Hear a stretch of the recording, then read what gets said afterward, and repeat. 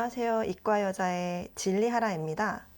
오늘은 또 새로운 게스트를 모셨는데 최근에 빙하 곁에 머물기라는 책을 출판하신 신진화 박사님입니다. 반갑습니다. 네, 안녕하세요. 신진아입니다. 네. 부끄럽네요. 팟캐스트는 처음이라. 극지연구소에서 일하시는 거죠? 네, 극지연구소에서 지금 박사후 연구원으로 일을 하고 있습니다. 네, 빙하로 과거 기후 연구를 하고 있고요. 네, 그렇습니다.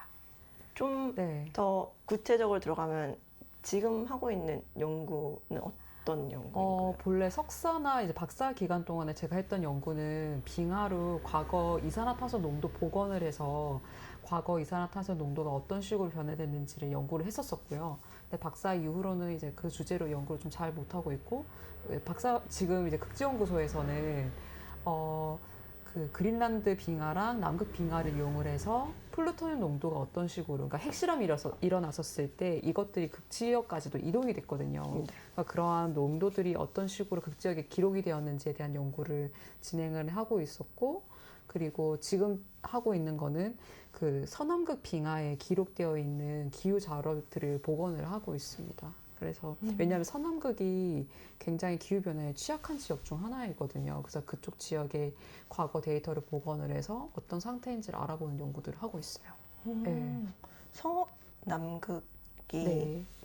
동남극이랑 네, 차이가 있는데요. 네. 그 이유가 남극을 동서로 나눌 수가 있는데 동서에 이게 아주 큰 산맥이 있어요. 네. 근데 서쪽에는 빙하가 이렇게 많이 커서 그 해양 위로 둥둥둥둥 떠 있거든요. 그러다 보니까 다른 육지 지역에 비해서, 그러니까 따뜻해지면 당연히 빙하가 녹을 수밖에 없잖아요. 네. 근데 해수가 또 따뜻해지니 이중적으로 녹힐 수밖에 없는 거예요. 그러니까 예, 그래서 굉장히 취약한 지역이라서 지금 기후 변화에 가장 영향 많이 받는 지역이 서남극 지역입니다. 예. 신기하네요. 네. 좀 신기하죠. 약간 빙하가 그 바다 위에 떠있는 게 너무 신기하지 않나요? 네. 예. 생각으로만 하면 그냥 육지 위에 있을 것 같은데 네. 바다 위에 떠 있습니다. 네. 그래서 되게 바로 덕후시구나라고 느꼈어요. 네. 아, 맞죠. 신기한 거 우리만 신기한. 아무도 신기해하지 않는. 네. 그 박사 연구 주제에 네. 대해서도 책에서 읽으면서 되게 신기하다고 생각을 했던 게 네. 그 빙하에서 이산화탄소를 추출하는 그 방법을 생각하게 된 계기가 책에 나와 있기로는 어떤 네. 분이 위스키에 그 위스키였나요? 네, 맞아요. 그 빙하 얼음을 넣어서 네. 마셨는데 거기에 공기방울이 뽀글뽀글 올라와가지고 네. 거기서 아이디어를 얻었다는 게 맞나요? 네, 맞아요. 특히 그분이 가셨던 곳이 남극의 가장 극한 지역인데요. 그 남극의 보스톡 기지라고 아주 내륙에 있는데요. 이 지역 굉장히 추운 지역입니다. 그래서 이분이 고도도 높고, 그래서 이분이 너무 힘드니까 이제 매일 일과를 마치면 스트레스 풀려고 그냥 식전주로 위스키를 이제 마시는 게 습관이었는데요. 이제 위스키를 먹을 때 언더락 스타일로 얼음을 넣어서 이렇게 드셨는데 그날따라 얼음이 없어서 그냥 얼음 없으니까 저기 남아있는 빙하 조각이나 넣어볼까 하고 딱 넣었더니 뭔가 이상하게 공기방울이 꼬르르 이렇게 나오는 걸 보게 된 거예요. 그래서 이거 얼음이랑 좀 다른데? 뭔가 있나 보다 하면서 이제 그때부터 관찰하기 시작하셨던 것 같아요. 그래서 그 아이디어를 갖고 남극 현장을 떠나고 프랑스로 돌아와서 연구를 하시기 시작된 거예요. 저는 그 부분 읽으면서 너무 재밌기도 했고 신기하죠. 저는 생물학자로서 약간 우려가 됐던 게 거기 뭐 이렇게 바이러스 같은 게 있을 수 있잖아요. 그 시대에만 있는. 맞아요. 그러면 그게 위험하지 않나? 라는 생각이 들더라고요. 저도 가끔씩 먹는데 그러니까 자주 먹진 않고 이제 이벤트가 있을 때 먹기는 하는데 그럴 때 가끔씩 저희 점심 승리로 알코올이랑 같이 먹으면 괜찮지 않아요? 그리고 사실 더러워요. 왜냐면 빙하 시추하는 그 시추 기기에서 꺼낸 거잖아요. 그럼 시추 기기가 깨끗할 리가 없잖아요. 네. 네, 거기 그 더러운 거를 이제 그대로 먹는데 근데 이걸 언제 해보겠어라는 생각에 그냥 저희들 가끔씩 축하할 일이 있습니다. 그게 좀 일반적인 거 이벤트예요? 예를 들면 제가 그 코펜하겐에서 그 실험 캠페인에 참여한 적이 있었는데 그때 저희가 실험 100개씩을 하게 되면 기념비적으로 위스키 같은 걸 막 마셨거든요. 네. 근데 저희가 얼음 샘플 자르고 가쪽에 조그마한 그 샘플들이 남거든요. 네. 그 샘플들을 한번 넣어서 먹을까 해가지고 어차피 이런 거 우리 그 기념비적인 거잖아 이렇게 해서 막 이렇게 넣어서 먹고 네. 더럽지 않아? 이래도 괜찮아 이러면서 막 먹고 막 그랬었어요. 이렇게 면역력을 높이는 거지 하면서 몸에 안 좋을 거예요. 절대 드시면 안 됩니다. 네. 네. 그럼 코펜하겐 출장 가신 거는 여기 극지연구소에서 일하시면서 가시게 된 거예요? 네. 극지연구소에 2022년 6월에 입소를 했는데 9월 달에 측정 캠페인이 열려서 저는 한 4주간 참여했었던 적이 있었습니다. 네. 그럼 코펜하겐에서는 어떤 실험을 하게 되는 거예요? 그린란드 그 신부 빙하 시추한 샘플을 측정하는 캠페인이었는데요.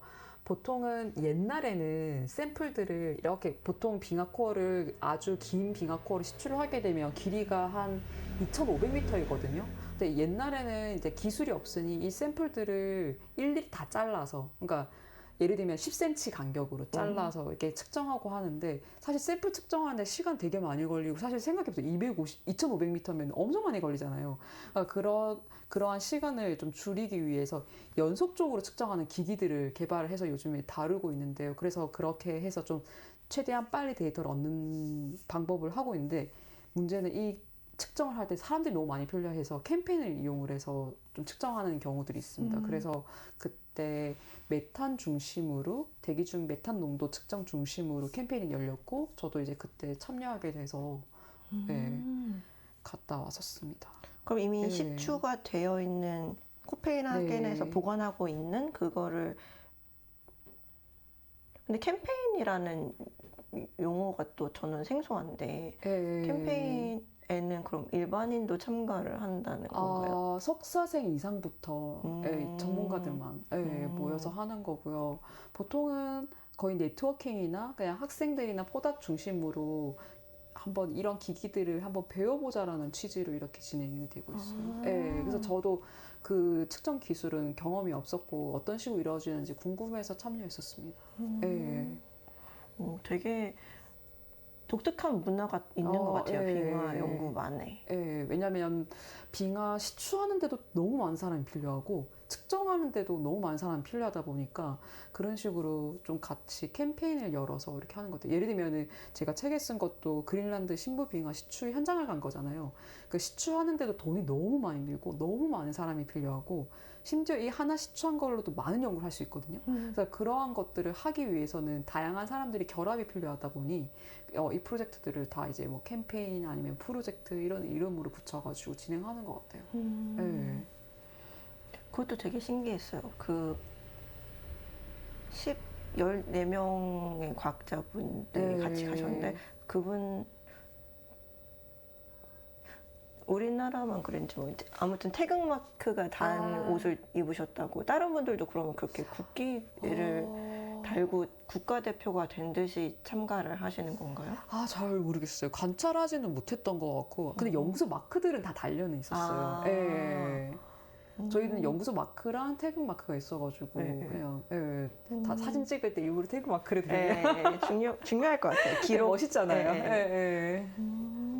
네, 그랬었습니다. 그러면 시추를 하고 그 과정은 되게 협력이 필요한데 논문을 쓸 때는 1저자가 있고 교신 저자가 있잖아요. 그런 거에 대한 문제는 없나요? 보통 이 프로젝트를 리드하는 사람들이 어떻게 설명을 해야 될까요? 예를 들면 그린란드 프로젝트 같은 경우에는 많은 사람들이 지금 얽혀 있잖아요. 그런 경우에 각각 파트별로 나누어서 미팅을 정기적으로 하고 각각 국가에서 어떤 프로젝트들을 중심적으로 할지를 다 논의를 해서 나누게 됩니다. 그래서 예를 들면 뭐 한국에서는 예를 들면 뭐 주요 이온을 측정하겠다, 중심적으로 하겠다 그러면은 그럼 우리 팀 내에서 누가 리드를 할지를 정해서 1저자와 교신 저자를 이렇게 들어가게 되고요. 이런 식으로 이렇게 나누어지게 됩니다. 예, 사실 빙하로 연구할 수 있는 게 너무 많아가지고 사실 예, 그렇게 그런 이슈들은 별로 없는 것 같아요. 예. 그럼 처음부터 그렇게 합의가 되면 되게 예. 깔끔할 것 같아요, 일하는데. 네, 대신 이제 논문 어크나울리지먼트에다가는 이제 이 펀딩이 어떤 식으로 운영됐다는지에 대한 거는 자세히 써야 돼요. 그래서 예를 들면 그린란드 프로젝트에서 어떤 국가들이 참여한 프로젝트이고 이걸로 인해서 얻은 샘플로 이용을 했고 이거에 대해서 정확하게 명시해야 됩니다. 네. 그러면은 그 시추 작업에서 되게 기술자들도 많이 네. 관여가 되잖아요. 네. 그분들의 이름도 어딘가에 적히게 되나요? 아마 맨 마지막에 도움 주신 분들에 대한 그 글은 무조건 아마 써야 되지 않을까 싶은데 보통은 빙하코어 논문들 경우에는 기술자 이름을 맨 마지막에 쓰긴 씁니다. 네. 그 저자 리스트예요? 저자 리스트에 들어가는 경우도 있고 네. 아니면 어크널리지먼트에 들어가는 경우도 있고 네. 근데 거의 대부분 어크널리지먼트에 들어가요. 네. 저희도 약간 네. 조직할 때 테크니션 분들의 역할이 네. 되게 중요한데 약간 애매한 것 같아요, 사실. 저자에 들어가기도 하고 안 네. 들어가기도 하고 그러더라고요. 네. 그분들은 별로 신경 안 쓰기도 하고. 네. 아, 이건 좀 어려운 문제인 것 같겠네요. 네. 네. 정말 빙하를 얘기할 때마다 네. 약간 동공이 확장되시는 게 전 제 눈을 못 봐서. 안 그래도 한 번은 후기를 보는데 블로그에 제 책을 읽게 된 계기가 제 유튜브로 나오는, 보셨는데, 네. 빙하 이야기할 때마다 제가 너무 행복해 보이더라는 네. 거예요. 근데 제가 제 모습을 못 보니까. 네. 네. 이 사랑 언제 시작이 된 사랑인 건가요? 석사 때부터였던 것 같아요. 그 막연하게 고등학교 때나 이제 대학교 때는 그냥 지구 과학이, 그러니까 지구의 역사가 너무 좋았거든요. 사실 그때 지구의 역사로 돈을 어떻게 벌지? 그러니까 이게 연구 주제를 연결하기도 좀 되게 애매하고 그냥 약간 덕후로 좋아하는 듯한 느낌이잖아요. 그래서 이걸로 어떻게 돈을 벌겠어라고 하다가 석사로 우연히 이제 실험실에 들어가게 됐는데 그 실험실이 이제 빙하 연구하는 실험이었어요. 근데 빙하라는 단어 자체가 갖고 있는 정의가 너무 다양하잖아요. 그래서 그 실험실이 빙하로 과거 기후 연구하는지는 정확하게 또 모르게 또 들어간 거예요. 그러다가 우연찮게 빙하 연구를 하게 된 거예요. 사실 이것도 정말 우연이었던 게 제가 백그라운드가 지질학이다 보니 교수님께서 화산가스를 연구해봐라 막 하셨던 거예요. 그래서 나 화산가스를 왜 연구를 해야 될까 막 동기부여를 못 찾고 있던 찰나에 저 먼저 입학했던 석사생이 제가 딱 석사 시작하기 직전에 그만두시게 된 거예요. 그래서 그분이 시작하지 못한 그 프로젝트를 그대로 저한테 넘어오게 된 거예요. 그러니까 그게 딱 빙하로 과거 이산화탄소 연구였었어요. 그래서 처음에는 측정하는 것도 재밌고 하긴 했지만 그게 너무 신기했던 것 같아요. 우리가 살지 않았던 시기에 이산화탄소 농도를 복원을 했고 이게 왜 어떻게 변화됐는지에 대한 이야기를 추적해가는 과정이 너무 재밌던 거예요. 그러니까 일종의 나만의 과학적인 소설가가 된 느낌이 들기도 하고 아니면 뭐 셜록 홈즈가 돼서 그 지구의 그런 범죄 현장을 이제 살펴가는 그런 듯한 느낌이었달까요? 그래서 이게 너무 재밌었었고 그리고 특히나 마지막 학기에 몰입을 하면서 모든 스토리들이 완성돼가는 그 과정들이 너무 재밌어가지고 그때부터 더 좋아하게 됐던 것 같아요. 근데 진짜 더 좋아하게 됐던 거는 사실 책 쓰면서 더 좋아하게 됐던 것 같긴 해요. 정말요?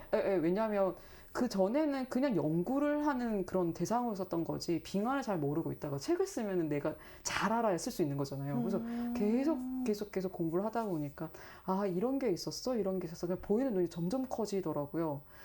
이 책이 끝나고 나서 올 1월 달에 설 연휴 때 코펜하겐에서 그린란드 신부 빙하 시추 그 미팅이 열렸었거든요. 그래서 그동안 이 프로젝트를 통해서 우리가 무엇을 알게 됐고 어떤 연구들을 하고 있고 이거를 다 서머리하는 그런 미팅을 가졌는데 빙하코어로 이 많은 것들을 연구를 할 수 있어라고 하는 그런 눈도 켜지면서 더 재미있어지더라고요. 그래서 확실히 책이 저한테는 굉장히 더 사랑하게 해줬던 매기의 책 아니었나 생각하고 있어요.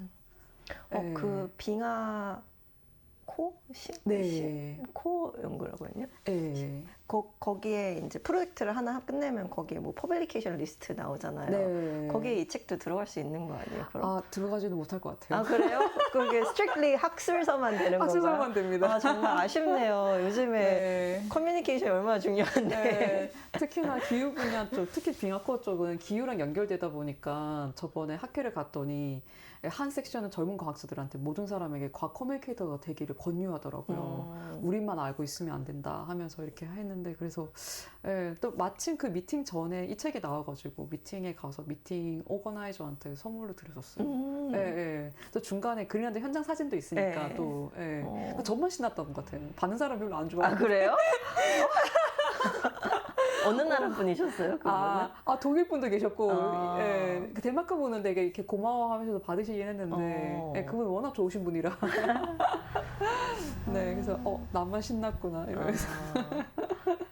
저는 요즘에 네. 느낀 게, 유럽도 나라마다 되게 아. 이 인게이지먼트를 다르게, 무게감을 다르게 받아들이는구나 느끼고 있어요. 요즘에 그, 네덜란드 사람들이랑 교류를 하면서 그분들이 제가 기억하는 독일 사람들보다 훨씬 더 이런 뭐 팟캐스트 나오고 이런 거를 학자로 볼 때도 되게 중요하게 요소로 본다라는 느낌을 갖고 있어서. 네. 약간 한국은 아직 좀 다른 문화죠, 네. 맞죠? 네. 제가 그 머리큐리 펀딩 혹시 아세요? 네네네, 알죠. 그거를 한번 원서는 다 쓴 적은 있었거든요. 제출을 하지 않았지만. 네. 그 원서 쓰면서 놀랬던 게 중요 파트가 너 과학 커뮤니케이터 경험이 있어? 그리고 그러면 너가 이 펀딩을 따고 이 연구 결과를 어떤 식으로 과학 커뮤니케이팅 할 거야? 이걸 물어보더라고요. 맞아요. 거기가 거의 반 내용이, 연구 펀딩의 반이 다 그런 내용이라서 저 되게 신기하게 쳐다봤었어요. 예.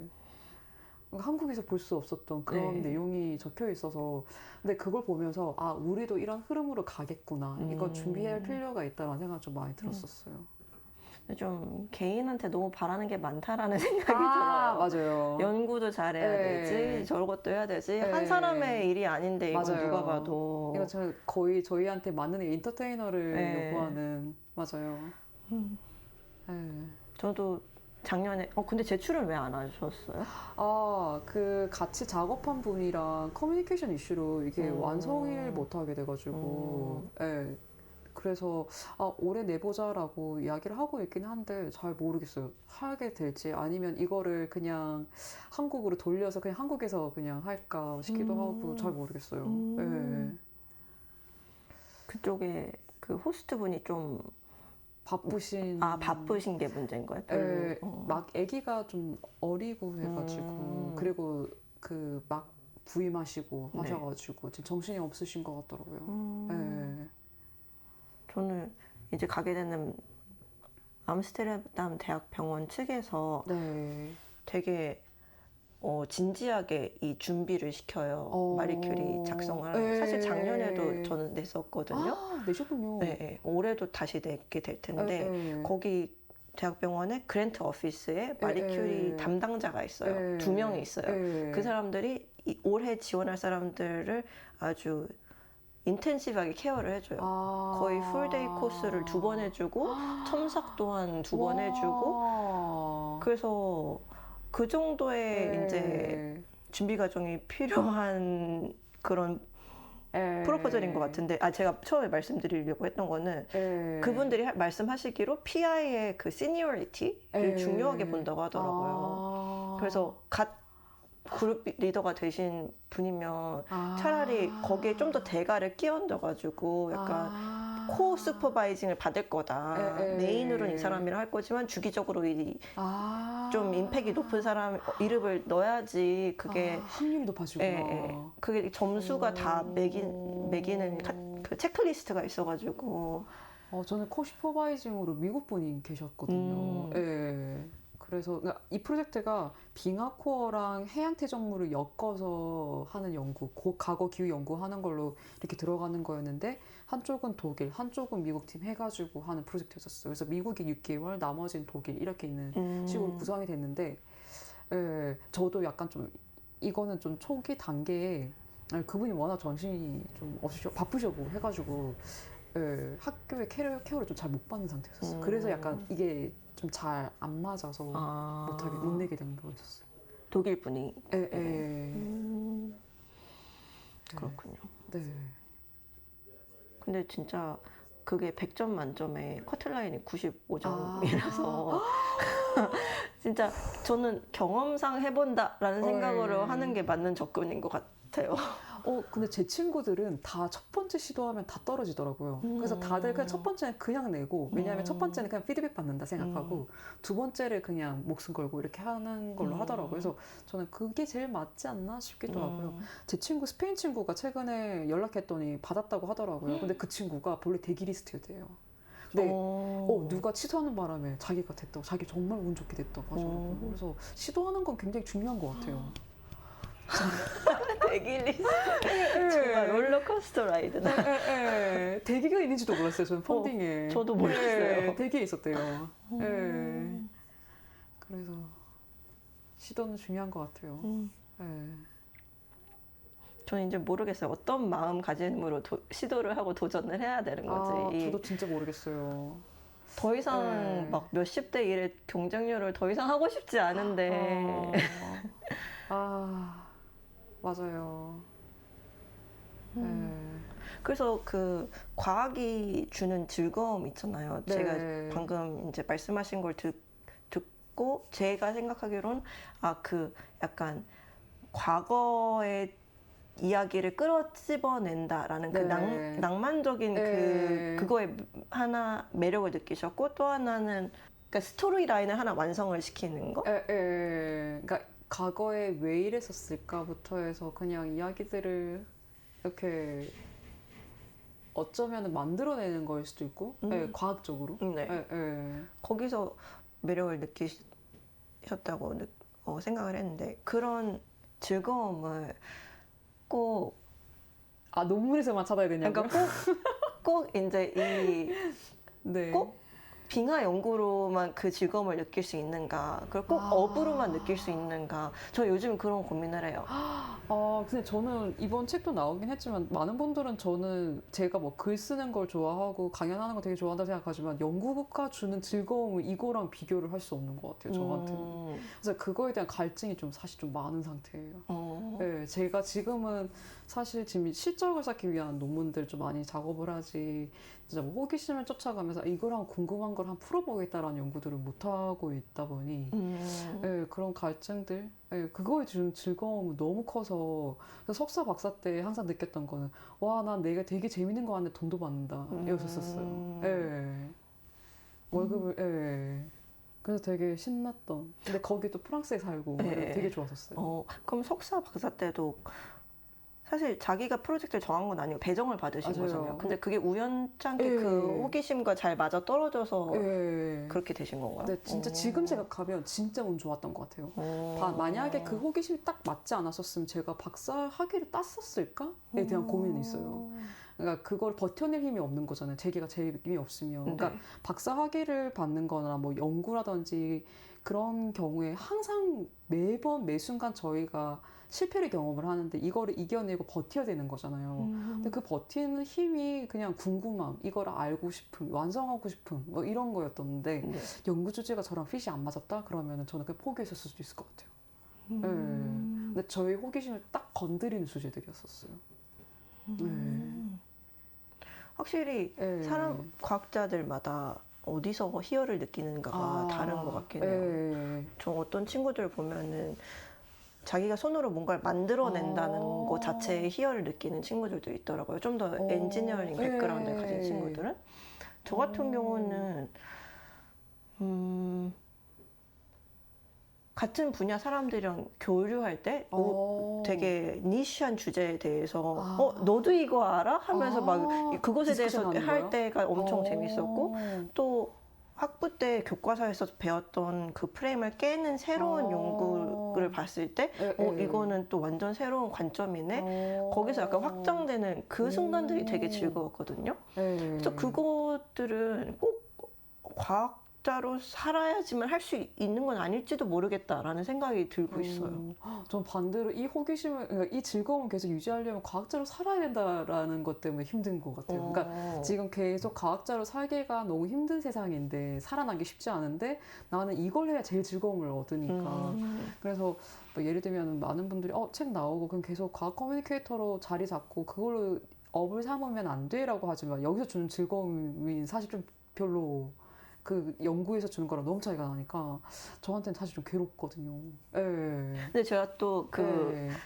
고민을 해본 게 그럼 네. 연구를 꼭 연구소에 취직돼가지고 거기서 그 제한된 샘플과 그걸 해야 되나 좀 더 접근성이 높은 연구를 그냥 옛날 막 이렇게 근대 현대 과학이 발전되기 전에는 사람들이 그냥 부엌에서 하고 그랬대잖아요. 예를 들면 판 구조론이 나온 게 옛날에 돈이 없어가지고 지도를 짜맞추다가 이렇게 판 구조론이 나왔대요. 근데 빙하는 좀 쉽지 않을 것 같은 게 샘플 얻는 것도 지금 엄청 힘들고 돈이 너무 많이 들죠. 그리고 극지연구소에 무조건 도움이 필요한 상황이고 그리고 실험하는 그 측정 장비도 있어야 되고 하다 보니까 실험실 소속 아니면은 사실 좀 쉽지는 않은 것 같아요. 저희는. 예. 아니면 제가 연구 펀딩을 따서 그 소속은 없지만 뭐 다른 박사님들께 뭐 실험 장비를 얻어 쓰거나 이 정도가 되면 가능할 수도 있긴 한데 그거는 한국 현실상 좀 거의 힘들 것 같고 예. 어쩔 수 없는 거예요. 실험 과학자는 좀 어쩔 수 없는 것 같아요. 아니 모델러면은 컴퓨터 하나 갖다 놓고 집에서 하면 될 것 같긴 한데 네, 펀딩 좋은 거 따서 좋은 컴퓨터 사가지고 모르겠어요. 저는 독일을 살 때 그 사회인 동아리, 현미경 동아리를 했었어요. 근데 그게 과학자들의 모임이 아니라 그냥 현미경 덕후들? 그래서 한 달에 한 번 다 같이 동네 그 연못에 가가지고 연못 물 떠가지고 거기 안에 있는 미생물도 같이 관찰하고 재밌다. 되게 거기 막 물벼룩 같은 거 있고 이끼 확대해서 보고 근데 그때 되게 재밌고 막 이걸 직접 본다는 것 자체가 너무 희열이 있었는데 그 희열로 충족이 될 수도 있겠다. 저는 그런 생각을 했어요. 네. 저는 근데 깊게 파고 들어가는 그 느낌이 너무 좋은 것 같아요. 그러니까 너무나 깊게 내가 이게 왜 그렇지? 왜 이렇게 들어가야 되잖아요. 지금 리뷰 응답하고 있는데 리뷰 응답 같은 것도 해결하면서 왜 그럴까? 막 계속 생각하잖아요. 그 과정이 재밌는 것 같아요. 저는. 근데 그거를 딱 찾아냈을 때 이러면서 되게 좋아하는 것 같아요. 그 문제를 풀었을 때. 그럼 진짜 그 특수 환경에 조건이 필요한 상황이네요. 그렇습니다. 네. 또 무슨 얘기 해볼까요? 벌써 28분이나.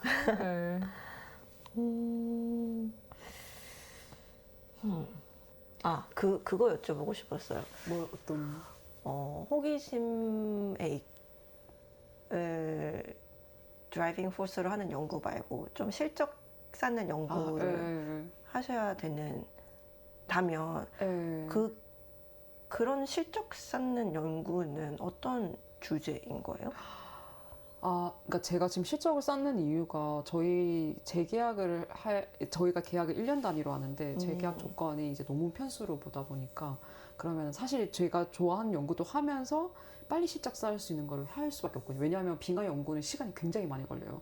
왜냐하면 데이터 측정하는 데만 3, 4년씩 걸리고 그리고 논문 쓰고 리뷰 받고 하면은 뭐 4년, 5년 걸리는 거는 사실 기본적이거든요. 근데 만약에 제가 너무 막 이 시스템대로 하게 되면 계약을 연장을 할 수가 없잖아요. 그러면은 어쩔 수 없이 이렇게 빨리 이렇게 퍼블리케이션 나올 수 있는 거를 할 수밖에 없는데 그럴 때는 진짜 간단하게 저희 실험실에서 측정한 데이터들 모아가지고 이렇게 지금 쓰고 있는데 이게 문제는 이제 동력이 없는 상태로 이렇게 하다 보니까 생각이 질질 끌리더라고요. 논문이. 그러니까 내가 이 데이터를 해석하려면 왜라는 퀘스천을 계속 찾아서 이렇게 가야 되는데 왜라는 게 없어버리니까 이거를 만들어내고 이렇게 하다 보니 좀 생각외로 진도가 잘 안 나가더라고요. 저도 이제 연습해야 될 것 같긴 해요. 근데 이것도. 저도 지금 계약이 1년 주어지고 1년 안에 페이퍼를 쓰라는 그런 입장이어서 저도 그런 어떻게 하면 그게 가능하지라는 생각을 하고 있거든요. 근데 이거를 연습은 해야 될 것 같긴 해요. 그러니까 한국뿐만 아니라 지금 전 세계적으로 과학자들 평가 기준에 논문 편수가 있기 때문에 네. 이게 그러니까 내가 원하는 연구와 이러한 실적에 대한 걸 약간 균형을 맞추면서 하는 게 굉장히 중요한 것 같고 연습을 좀 해야 되는 것 같아요. 저도 지금 이제 연습 단계에 들어간 것 같아요. 네. 근데 그 단기간에 네. 그러니까 그러면 저널의 그 특수한 그 성격들이 있잖아요. 그렇게 단기간에 낼 수 있는 논문을 내주는 저널은 어떤 저널일까? 네, 그래서 이게 사실 좀 좋지는 않은 것 같아요. 네. 그렇게 되면 그래서 약간 요즘에 이상한 저널들이 되게 많잖아요. 네. 그런 저널이 나올 수밖에 없는 것 같아요. 그런 니즈들이 너무 많은 상황이니까. 그러니까 그래서 빨리 이렇게 프로세스를 되고 빨리빨리 된다라는 거 리뷰를 대충 본다라는 거잖아요. 네. 그러면 정확하게 검증 안 된 논문들이 계속 나오게 될 거고 이거는 진짜 사회적으로 이슈인 것 같아요. 이슈가 될 것 같아요. 나중에 어느 순간 되면. 그래서 매일 한국에서도 막 이상한 저널 리스트들이 이렇게 공개하게 되면서 이쪽 저널이 절대 투고하지 말아라고 권고를 하잖아요. 네. 그런 것 때문에 나온 게 아닐까. 네. 그 출판업도 하나의 산업이기 맞아요. 때문에 그 저널 입장에서도 투고가 많이 나와야지 자기도 돈을 벌잖아요. 그래서 가끔씩은 뭐 막 2주 내에 결판 난다, 개런티 막 리뷰 뭐 해줄 거다, 뭐 이런 거 나오잖아요. 근데 약간 페이크는 있는 것 같아요. 지금 저 논문 하나 같은 경우에는 이게 빨리 리뷰를, 그러니까 제가 응답을 못할 것 같은 양으로 이렇게 리뷰를 받았다 보니까 다시 재투고하라고. 그러니까 재투고하면은 당연히 자기네들이 제가 투고한 거를 투고 시점으로 볼 거고, 그러면 나머지 리뷰 기간은 굉장히 줄어드는 거잖아요. 네. 그러니까 그런 식으로 우리 저널은 저널 그 투고 기간, 그러니까 프로세스가 굉장히 빠릅니다라는 식으로 이렇게. 이런 식으로 페이크 요즘에 되게 많이 써요. 아, 진짜로요? 처음 때까지만 들어봐요. 해도 그런 거 없었거든요. 네. 근데 이제 요즘에는 어느 정도 좀 시간 걸릴 것 같으면 재투고 요청을 해요. 메이저 리비전이다. 근데 응답할 게 좀 많아 보인다. 2달 걸릴 것 같다. 그러면은 재투고로 그 대신 링크 요거로 해가지고 하라고 이렇게. 처음 알았어요. 그래서 약간 저널들이 장난을 그렇게 치는 것 같기는 해요. 어깨가 어떻게 굴러가는지 모르겠어요. 맞죠. 누가 이거를 구상을 하고 있는 건지.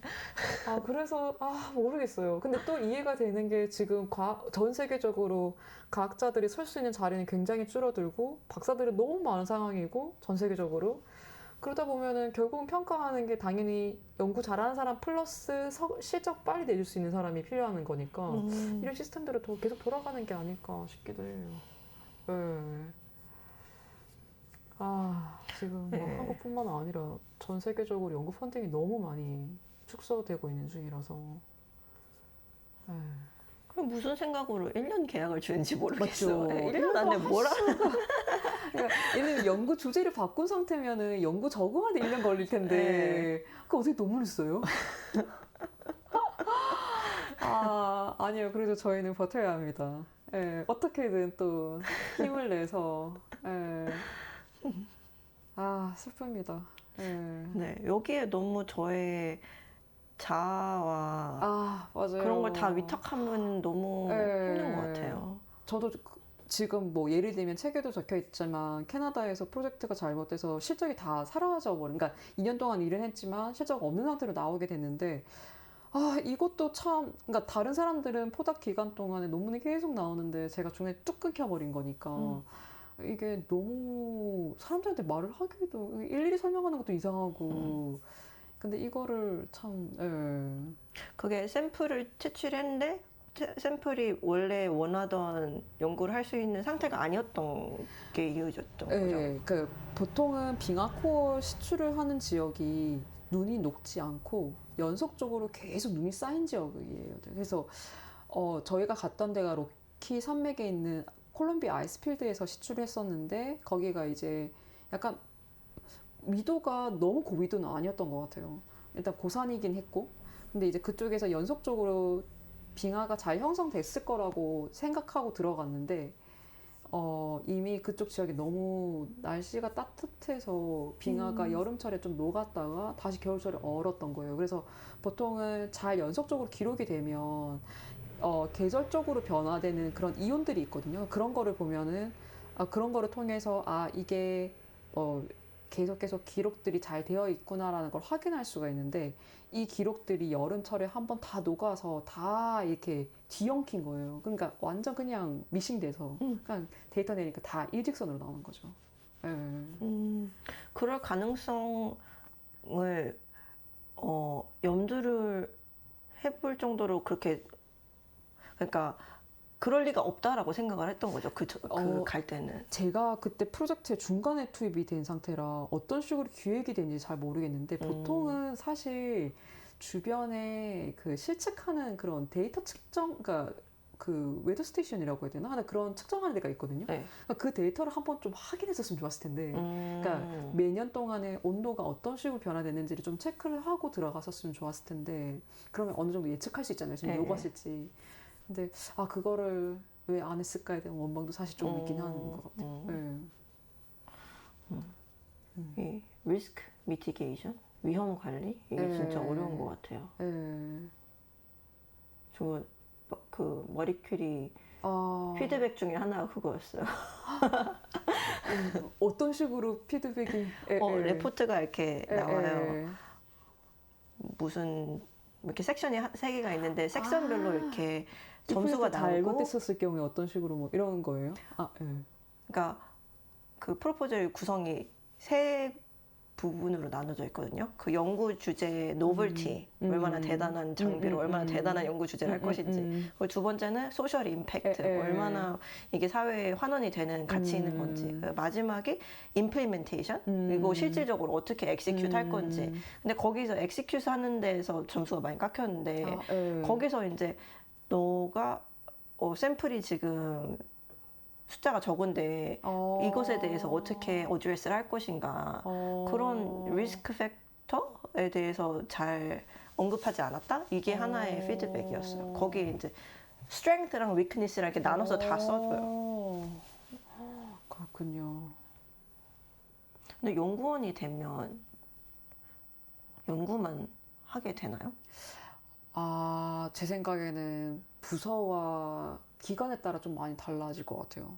특히나 또 이제 바로 입소를 했었을 때 선임연구원이 되는 선임연구원인지 그 다음에 이제 책임연구원이 되잖아요. 그런 레벨로 갈수록 주어지는 그 의무가 다르기 때문에 좀 다르지 않을까. 선임 때는 그래도 많이 써야 돼요. 그럼 대학이랑 확실히 다른 거네요? 대학은 제가 이렇게 옆에서 보기에는 교수들은 돈만 따오고 연구는 학생이 하는 것 같이 보이는데. 아닙니다. 교수님도 열심히 하십니다. 그런가요? 교수가 실험실에 들어가서 뭘 하거나 그런 경우는 거의 없지 않나요? 근데 그거는 제 생각엔 박사 이후부터는 좀 실험실에 갈 수 있는 그런 시간들이 점점 줄어들고 든다고 생각해야 될 것 같아요.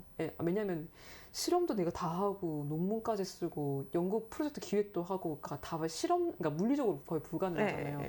그래서 결국은 점점 위치가 그러니까 포닥이든 정직원이 되든 이렇게 올라가면 갈수록 제가 중심을 줘야 되는 부분이 조금 달라지기 때문에 실험은 테크니션을 통해서 얻어내고 논문 쓰는 작업이 점점 되는 것 같아요. 그래서 교수님들도 아마 데이터들을 테크니션이나 이렇게 통해서 얻어가지고 논문을 쓰거나 아니면 학생들 논문에 이제 그 지도를 통해서 교신 저자로 들어가서 논문을 쓰시는 것 같아요. 다 할 수는 없잖아요. 그럼 연구소는 선임 연구원들이 직접 자기가 측정도 하고 라이팅도 하고 펀딩도 따고 다 하나요? 연구소마다 다르긴 한데 저는 심지어 지금은 포닥이긴 하지만 데이터를 좀 받아서 쓰는 편이기도 하고요. 그래서 거의 전 논문만 쓰고 있고 선임쯤 되면은 실험을 직접적으로 싹 다 하지는 아마 물리적으로는 거의 불가능. 그래서 논문 쓰고 그 다음에 그 말고 보고서라든지 행정적인 일들이 많기 때문에 그쪽으로 좀 중심이 아마 옮겨가는. 그럼 데이터를 받는다 하면 테크니션 네. 분들이 측정을 네. 해주시는 거예요? 네. 오. 하고 그러니까 저는 지금 이제 받아서 쓰지만 그 뭐 선임 연구원이 되거나 하면 그래도 실험실이 지금 실험 데이터가 어떤 식으로 흘러가는지에 대한 그 데이터 퀄리티에 대한 컨트롤은 당연히 네, 네. 하고 측정은 테크니션이 최근에 그 일본 과학자분 만났는데 일본 과학자분들도 하시는 말이 테크니션들이 다 측정을 하고 데이터를 받아서 쓴다고 하시더라고요. 이거 다 못해요. 왜냐하면 실험에서 저희 데이터 측정만 뭐 몇 년 걸리는데 그거 다 할 수는 없잖아요. 근데 그 기술이 되게 특수한 기술이 아닌가요? 좀 습득이 가능한 기술인 건가요? 할 수는 있어요. 그러면은 그 기술자분들은 네. 그거에 특수한 기술자분들이 아니라 좀 거기 뭐 바뀌고 하셔도 그러니까 거기 막 10년씩 계신 분들이 그 연구를 쭉 저희 실험실은 지금 꽤 오래되셨어요. 거의 10년 이상씩 되셔가지고 계속 그 장비를 오랫동안 다루셨기 때문에 되게 잘 하십니다. 신기하네요. 그래서 이제 박사님들이 그 장비를 잘 아시니까 같이 이렇게 토론하면서 관리하고 데이터 퀄리티 다 관리하시고 이렇게 어쩔 수 없어요. 이거가 다 할 수 없어요. 그럼 테크니션도 박사님 아니에요. 학부 졸업하신 분들도 있고 석사 졸업하신 분들도 계시고. 제가 박사 과정 밟았던 연구소에서는 약간 PI인지 테크니션인지 메인테넌스인지 약간 그게 다 겹쳐 있는 롤들이 있었어요. 왜냐면 그 하이필드 MRI 기기가 있었는데 그게 되게 커머셜한 게 아니라 그냥 연구용으로 만들었던 거라서 그거를 메인테넌스를 봐줄 사람이 좀 되게 스페시픽 널리지가 있어야 되는 상황이라서 연구도 하시고 약간 메인테넌스도 하시고 하는 롤이 한 2명이 있었어요. 분야마다 되게 다르요. 다를 것 같아요. 저희 같은 경우는 실험 기기를 그냥 장비를 개발해서 쓰는 부분도 좀 많거든요. 예를 들면은 빙하코어에 있는 그 공기를 빼내서 분석하는 그 빼내는 기술 자체가 실험실마다 다 이렇게 디자인해서 만드는데 그 디자인하는 거 사실 전공 지식이 없어요. 불가능하잖아요. 그래서 거의 대부분 박사들이 이렇게 디자인하고 측정하고 다 하는 롤을 맡죠. 연구로 또 즐거움을 얻으시지만 그 외에는 어떤 뭐 취미 활동이라든지 여행을 가신다든지 어떤 걸로 좀 스트레스를 릴리즈 하시는지. 평일에 그냥 하는 거는 운동 좀 많이 하는 것 같고요. 운동 주기적으로 하는 게 취미인 것 같고 주기적으로 여행 가려고 하는 것 같아요. 그래서 한창 책 쓸 때는 한 6개월에 한 번씩은 제주도 가서 좀 쉬다가 오고 그랬어요. 그러니까 오히려 이제 한 번 여행 갔다면 돌아오자마자 그 다음 여행을 결제해 놓고 그 순간을 기다리면서 버티고 그렇게 했었었고요. 확실히 제가 운동을 본격적으로 했던 게 그린란드 현장 간다고 PT 받으면서 운동을 했었는데 근육 운동 제대로 배우고 나니까 확실히 스트레스 확 풀리는 게 느껴지더라고요. 그래서 이제는 운동을 안 할 수 없는 상황이 된 것 같아요. 그 풀리는 게 있어가지고 계속 운동은 잡고 가게 되는. 얼마나 자주 하세요?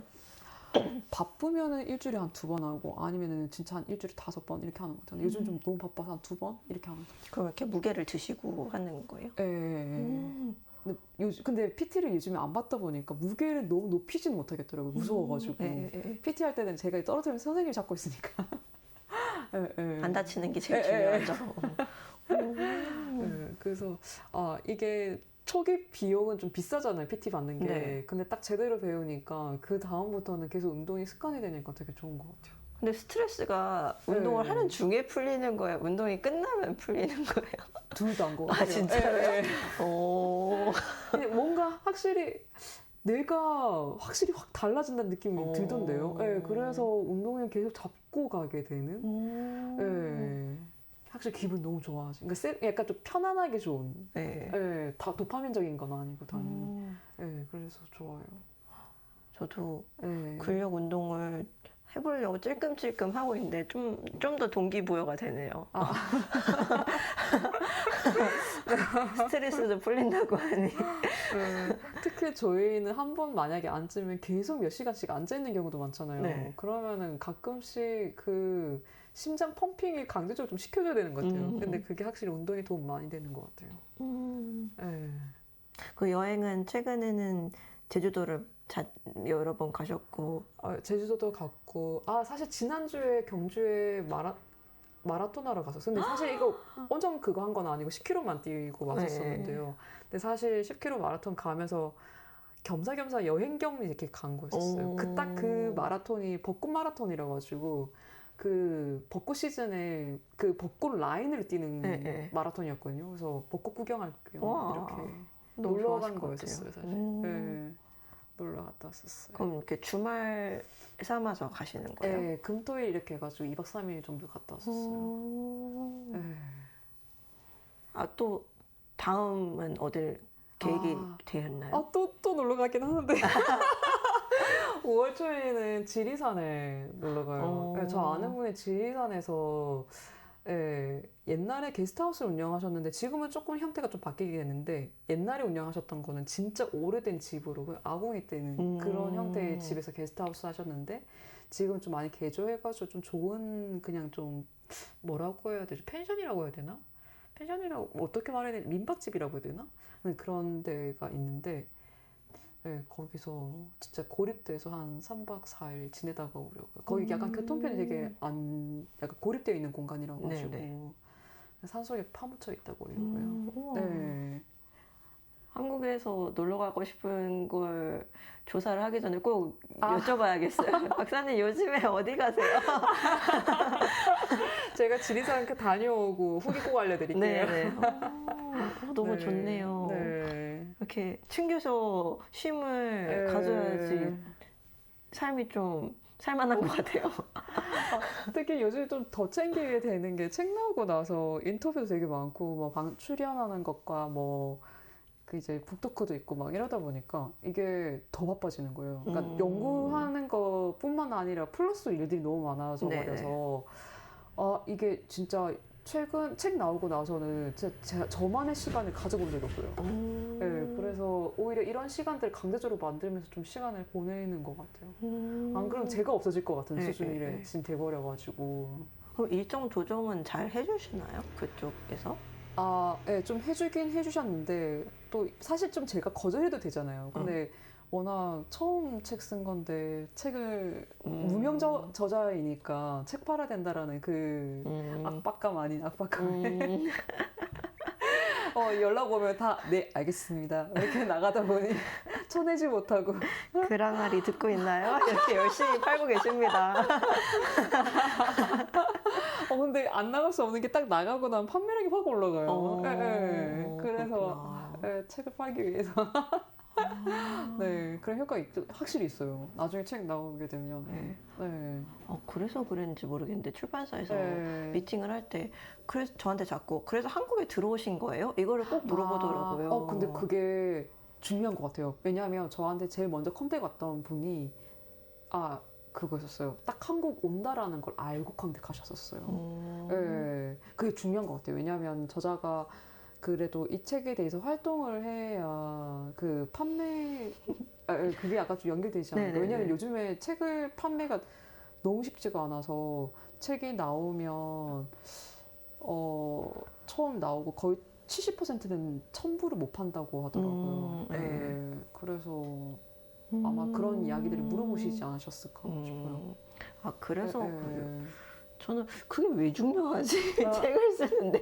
진짜 몰랐는데 지금 알았어요. 제 첫 번째 컨택했던 그 출판사가 딱 물어봤던 게 한국에 오시죠? 였었어요. 그리고 강연을 하면 강연료는 내가 먹는데 왜 그걸 출판사에서 그걸 신경 쓰지? 그렇게 생각을 했는데 그게 바로 이렇게 지수에도 반영이 될 정도로 영향을 끼치는군요. 또 강연을 가면 거기에 오시는 분들이 책을 읽고 오시니까 또 판매가 또 연결이 되고 하면은 엄청 영향이 있을 수밖에 없는 것 같아요. 그럼 매체 출연은 영향이 있는 것 같아요? 전 확실히 있는 것 같아요. 특히 제가 이런 이야기까지 해도 되나?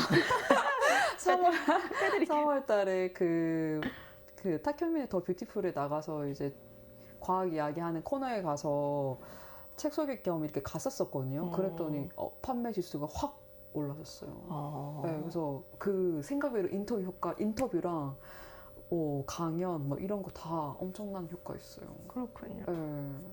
하시면서 좀 어떠세요? 기나긴 생각을 하시는 게 좀. 약간 저한테 도움이 됐던 것 중 하나는 제가 논문 발표, 예를 들면 학회 발표 같은 경우에 10분, 15분 제한된 시간에 해야 되잖아요. 그럼 발표를 할 때 항상 스크립트를 촘촘하게 짰어요. 왜냐하면 10분 동안 내가 원하는 그 말을 임팩트 있게 딱 해야 되잖아요. 그러면 스토리 라인이 틀어지면 안 되니까 엄청나게 스토리 라인을 촘촘하게 짜서 연습도 많이 하고 항상 발표를 했었었는데 영어든 한국말이든 했는데 이거에 너무 익숙하다 보니까 제일 문제점이 대중 강연을 갔었을 때 자유롭게 해도 되고 질문이 나와도 자유롭게 이렇게 늘어지면서 약간 좀 소통하면서 해도 되는데 그 연습들이 좀 안 됐었거든요. 근데 인터뷰랑 그리고 라디오 방송 출연하면서 즉석에서 말하듯이 이렇게 이야기를 쳐내다 보는 연습들을 하다 보니까 되게 그게 훈련이 되면서 강연 스타일도 점점 조금씩 바뀌게 되는 것 같아요. 예전에 대중 강연을 가더라도 약간 이 스토리 라인에 벗어나면 안 돼라는 식의 그런 식으로 하다 보니 PPT 장수에 비해서 말이 너무 그러니까 예를 들면 분량이 너무 작게 나오거나 그랬는데 요즘에는 뭐 PPT 장수에 상관없이 예를 들면 시간이 뭐 1시간이 주어졌다, 2시간이 주어졌다 그러면 PPT 장수와 상관없이 계속 이야기를 할 수 있는 그런 요령들이 생기더라고요. 정말로요? 네, 그래서 약간 한편으로는 되게 힘들거든요. 왜냐하면 인터뷰 이런 것도 뭐 돈을 받는 것도 아니고 이분들과 일종의 1대1 가회하는 느낌이거든요. 그래서 약간 힘들게 돼요. 왜냐하면 내가 계속 설명을 하고 이해를 시켜야 되고 이해를 하게 이야기를 설명해야 되고 하다 보니까 힘든데 이러한 스킬이 오히려 강연에 이렇게 또 긍정적으로 영향을 끼치는 걸 보면서 약간 교육의 현장 같은 네, 그런 느낌으로 인터뷰 응하고 있어요. 저한테는. 네. 그러면 하면 할수록 약간 하면서 기도 빨리고 할 것 같은데 그게 하면 할수록 덜 영향을 주나요? 기 빨리는 게요? 네. 난 아닌 것 같아요. 아니요, 그거 똑같아요. 그리고 약간 좀 긴장되는 것 같아요. 기사가 어떤 방향으로 나갈지 모르고 그리고 저희 내용이 뭐 간단하게 뭐 에세이 이런 것도 아니고 뭐 예술 작품도 아니고 예술 작품은 이 책 내용이 아무렇게나 해석이 돼도 상관이 없잖아요. 네. 근데 이제 저희 같은 경우는 과학 내용인데 과학 내용이 잘못 나갈까봐 생각외로 지금 기사 나간 거에 잘못 나간 게 많아요. 그러니까 그런 것들 때문에 약간 긴장하게 되고 인터뷰하면서도 인터뷰하고 기사 나올 때까지만 하더라도 계속 긴장하게 되고 그래서 그런 경험들을 조금 본인이 되게 많아요. 엄밀하게 얘기를 해도 결국 아웃풋은 좀 틀려질 수가 있는 있잖아요. 왜냐면은 제가 아무리 설명을 클리어하게 한다 하더라도 상대방이 이 내용을 정확하게 만약에 이해를 못한 경우에는 이 내용이 그 기사로 나갈 때 잘못 나갈 수 있는 거잖아요. 그래서 생각외로 그러니까 그 대면 인터뷰한 것들은 정확하게 거의 나갔는데 뭐 전화 인터뷰나 한 거나 그런 거 보면 좀 잘못된 내용들이 좀 있어요, 사실은. 지금 좀 정정하고 싶은 게 있나요? 많습니다. 심지어 제가 2005년부터 빙하 곁에 떠나지 않았다는 얘기가 몇 개 있어가지고 전 2005년에 학부생이었는데 난 이미 그때는 빙하 곁에 떠난 상태였고 종종 떠났었는데 나는 빙하 곁에 떠난 적이 없는데 그래서 거의 뭐 제가 20년 전문가처럼 되더라고요. 그래서 아닌데 정정하고 싶은데 뭐 이런 것도 있고 그래요. 네. 어떡할까요? 빙하를 마음에 항상 묻어두고 있었다고 그런. 다들 그렇게 해석하면 된다고 하더라고요. 뭐 그렇게 생각하면 되시나 이렇게 하시던데요. 예를 들면은 뭐 누가 예를 들면은 피겨 선수가 됐는데 피겨를 취미로 했을 수도 있잖아, 않냐? 그때부터 한 거다 이렇게 말씀하시니까 어떻게 그 말도 맞는 것 같기도 하고. 과학적으로 틀린 약간 치명적인 내용도 있어요. 그래요? 그런 것도 좀 있어요. 제가 인터뷰한 건 아니었는데 제 책을 보고 이제 기사가 나온 건데 좀 틀린 내용들이 좀 있었어요. 그래서 점점 요청하고 싶었는데 틀린 부분이 좀 너무 많아가지고 어떡하지? 이래서 제가 못했어요.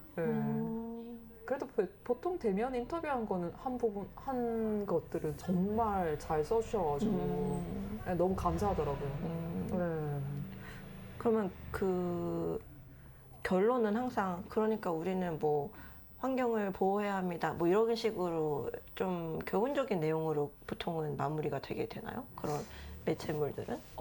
근데 그렇진 않았던 것 같아요. 왜냐하면은 제 내용에 뭐 여성 과학자에 그런 이야기들도 있다 보니까 그 기사를 어떤 식으로 다루느냐에 따라서 뭐 예를 들면 그 제 과학자라는 그 포인트에 맞춰서 글을 쓸 수도 있고 아니면은 뭐 지금 뭐 지구 그 기후 위기에 대한 거에 맞춰 쓸 수도 있고 하다 보니까 그 포인트는 항상 달라서 결론은 항상 다 달랐던 것 같아요. 네. 왜 오히려 이제 한겨레 같은 경우에는 그 사회 이슈, 그러니까 제가 가지고 있는 연구자로서의 그런 이슈들 무게 중심을 조금 실어주셔가지고 그런 내용을 좀 끝나는 내용이었었고 네. 했던 것 같아요. 네. 그거는 진짜 쓰는 사람의 그거에 달려 있는 부분이니까요. 네. 하나 더 여쭤보고 싶은데 네. 그 아까 사전 이제 인터뷰 시작하기 전에 밥 먹으면서 말씀해 주셨던 게 대학생 때 기사 쓰는 수업을 석사 때. 들으셨죠? 학생 때. 그러니까 그 수업을 들으셨다는 거는 좀 과학 기자 생각도 하셨다는 건가요? 아니요. 저는 그냥 글 쓰는 게 되게 좋았던 것 같아요. 그러니까 그때 석사 때 그 논문 쓸 때 한창 제일 많이 했던 게 책 읽는 거 되게 많이 했어요. 그래서 예를 들면 막 실험실에 논문 작업할 때는 실험 이제 끝나고 거의 이제 논문만 읽고 쓰잖아요. 그때는 그냥 한쪽에는 책 쌓아놓고 그래서 논문 잘 안 되면 책 읽고 그래서 만약 12시간이 있으면은 책을 한 6시간 읽고 논문 6시간. 그때는 넷플릭스가 없었나요? 그때는 다들 뭐 사람들 유튜브도 많이 안 보던 시절이었으니까. 네. 그래서 그때 사람들 그렇게까지 예전만큼 카톡도 안 하던 시절이었고 하니까 그래서 그렇게 그때 카톡을 탈퇴했었어요. 저 사람들과 약간 단절을 하려고 그 고립시키려고. 네네. 그래서 그러한 환경에서 했었었는데 그러다 보니까 어느 순간 나 너무 글 쓰고 싶다 이런 생각 좀 되게 많이 했던 것 같아요. 그래서 여름 그 마지막 학년 여름 방학 때 여름 휴가로 글쓰기 수업을 한번 들어볼까? 그 2박 3일 동안 강화도에서 하는 수업이었거든요. 그래서 그 수업 신청해가지고 글 쓰는 거 너무 좋아하니까 이번 기회에 한번 수업이나 들어보자 해가지고 들었던 거였어요. 근데 저는 진짜 과학 글을 쓰고 싶었던 사람은 사실은 아니었었어요. 그냥 글을 쓰고 싶었던 사람. 저는 진짜 에세이를 쓸 줄 알았지 과학 글을 쓸 줄 몰랐어요. 그러니까 결국은 그냥 과학 에세이를 써버린 거예요. 네네네. 네. 너무 좋은 것 같아요. 너무 그러니까 과학 교양 책이 그냥 일방적으로 지식 전달하는 책도 많잖아요. 근데 그건 이 빙하 곁에 머물기는 좀 사람 냄새가 나는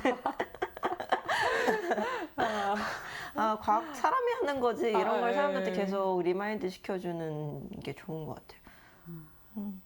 또 계속 글도 쓰시고 연구도 하실 수 있으면 좋겠네요. 저도 제 미래가 궁금하네요. 어떻게 흘러갈지 모르겠어요. 근데 반대로 약간 출판 시장이 이렇게 안 좋은데 책을 써봤자 뭐 하겠어 이런 생각이 약간 들기도 해가지고 굳이 써야 되나? 약간 그런 것도 있는 것 같아요. 고민이 될 것 같아요. 약간 요즘 보면 쓰고 싶은 사람은 많은 것 같고 읽는 사람은 별로 없는 것 같고 그런 것 같아요. 저는 지난주에 버킷리스트를 썼는데 그중에 과학 다큐?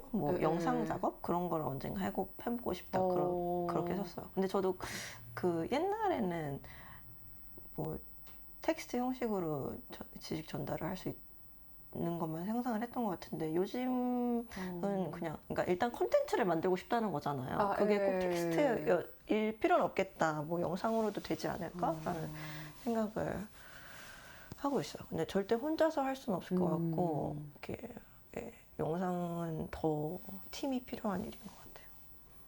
아, 근데 저는 오히려 책을 쓰고 나서 책만큼 전달할 수 없겠다라는 생각을 점점 더 강하게 든 것 같아요. 예를 들면 책 쓰고 나서 이제 요즘에 제가 책을 썼으니 제가 안에 있는 걸 다 빼낸 거잖아요. 네. 다시 채워넣고 싶다라는 그게 커서 책을 좀 되게 많이 읽기 시작했는데 확실히 유튜브라든지 TV로 이렇게 지식 전달을 받게 되면 이 지식들이 그냥 흩어 지나가는 것 같아요. 근데 책으로 읽는 거는 내가 눈으로 읽고 머릿속으로 계속 상상을 하면서 읽잖아요. 그게 확실히 들어오는 그게 다르더라고요. 그래서 책만한 게 없다라는 게 더 강하게 인식돼서 네. 저는 더 오히려 만약에 뭔가를 전달하는 매체를 해야 된다라고 네. 하면 저는 책을 더 선택할 것 같아요. 네. 그렇군요. 네. 되게. 그러면은 네. 약간 마무리를 하면서 책을 추천을 좀 몇 개 해주실 수 있나요? 아, 책이요? 픽션, 논픽션 뭐 이렇게 다 포괄해가지고.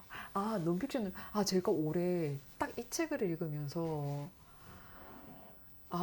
양서를 많이 읽어야겠다라는 생각이 확 들었었거든요. 그 책이 비비언 고닉의 사나운 애착이라는 에세이인데요.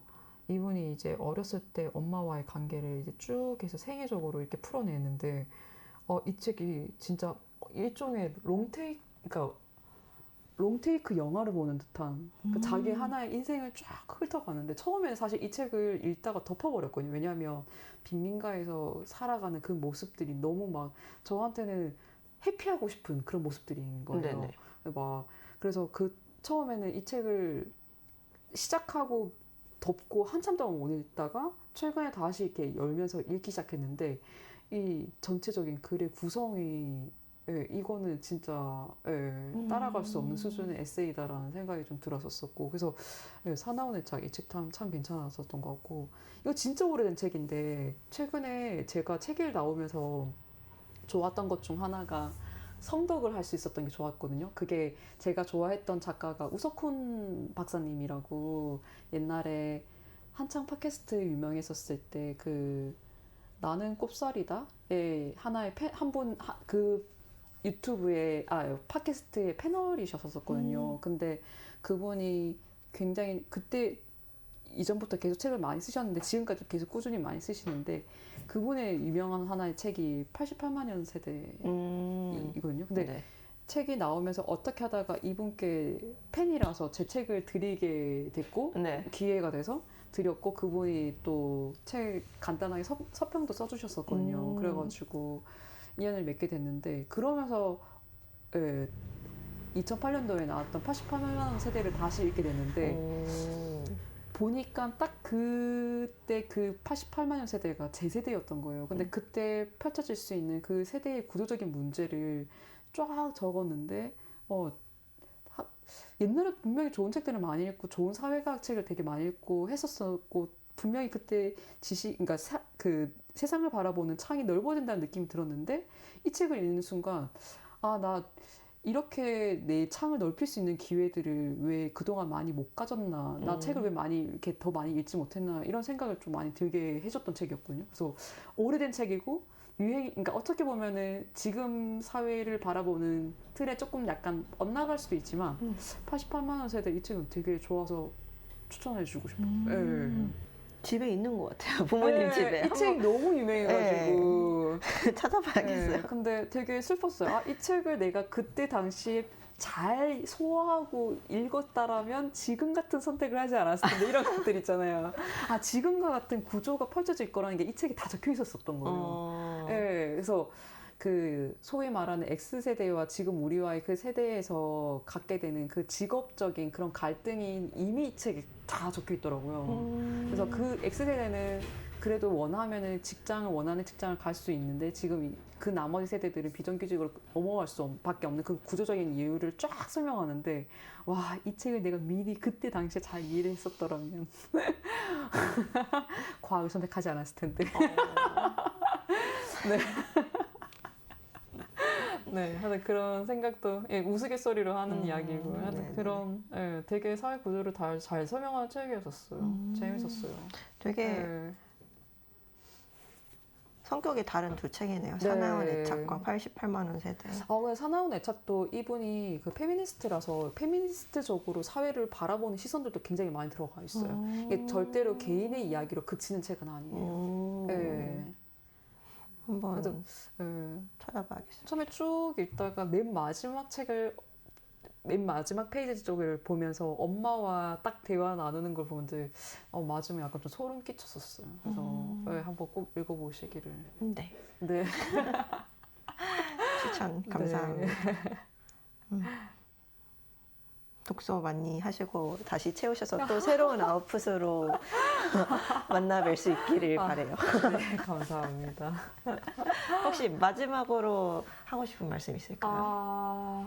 책 제목이 빙하 곁에 머물기잖아요. 네. 근데 제가 그 말이 책의 맨 마지막 장의 에필로그에 쓴 글에서 온 말인데, 사실 빙하 곁에 머물기라는 말에 해석할 수 있는 내용이 되게 많은 것 같은데, 저한테 빙하 곁에 머물기는 빙하에 있는 내용을 계속 끊임없이 해석할 수 있는 사람으로 남고 싶다라는 말이거든요. 그래서 네. 그런 사람으로 계속 살아남고 싶고, 네, 그런 사람으로 계속 대중과 만날 수 있었으면 좋겠습니다.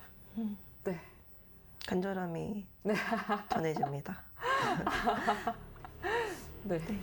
오늘 너무 즐거운 대화였어요. 저도 너무 좋았어요. 네, 그동안 못했던 말들 여기서 다 하고 가는.